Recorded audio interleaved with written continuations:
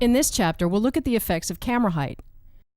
It's a common notion that placing the camera lower makes a character look big or superior, and placing the camera higher makes the character look small or inferior.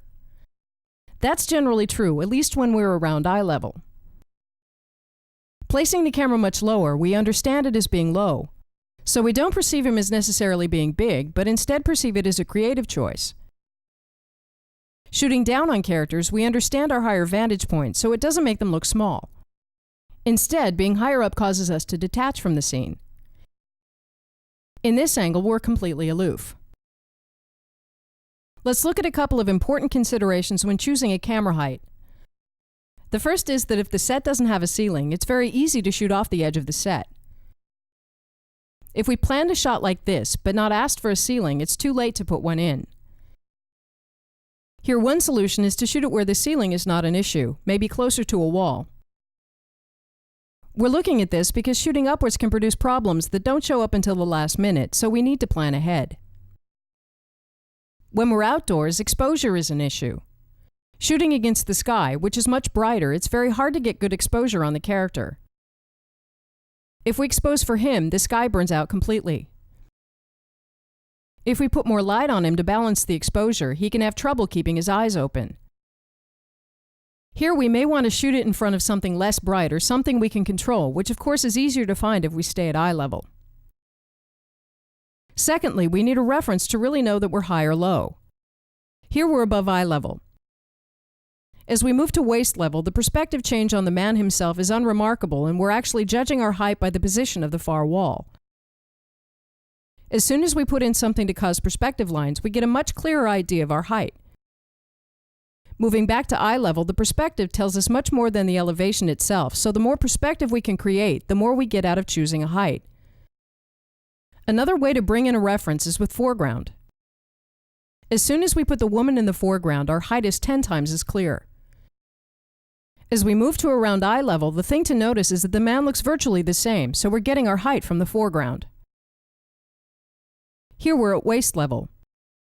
It's not until we're very low that the perspective on the man himself is noticeably different. Here the foreground and the leaning lines together create very powerful perspective. One last way to judge our height is by the horizon line if we have one.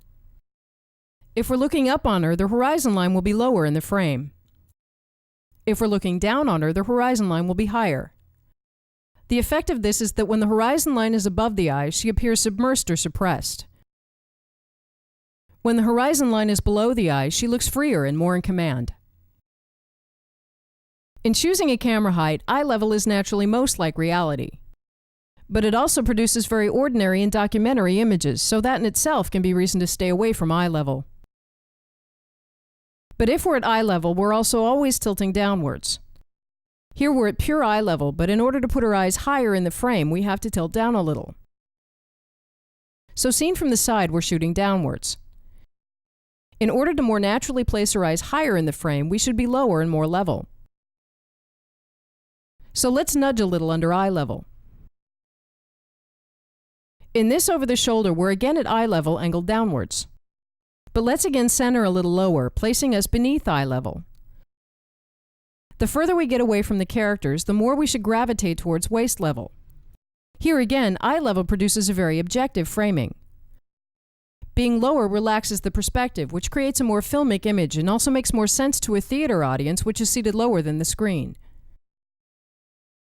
Finally, it can be effective to adjust for the perspective lines that go from eye to eye and chin to chin.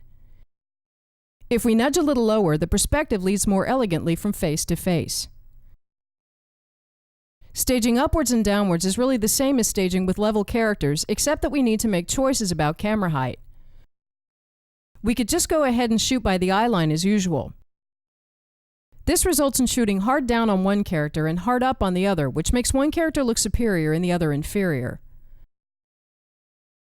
The completely neutral way of shooting this is to simply level each camera with the character. Leveling with the characters is more relaxed to look at and gives them equal power. But it puts us further away from the eye line and further outside the dialogue. The way to get a little bit of both is to place the camera halfway in between eye line and level. This lets us be part of the dialogue without having to do hard angles. Perhaps even more useful in close shots, it allows us to be fairly close to the eye line without making one character superior to the other.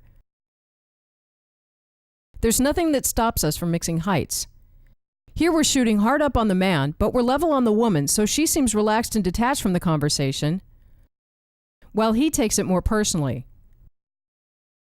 Here we're shooting level on the man, but down on the woman and close to the eye line, so she's more directly affected, while he's more detached.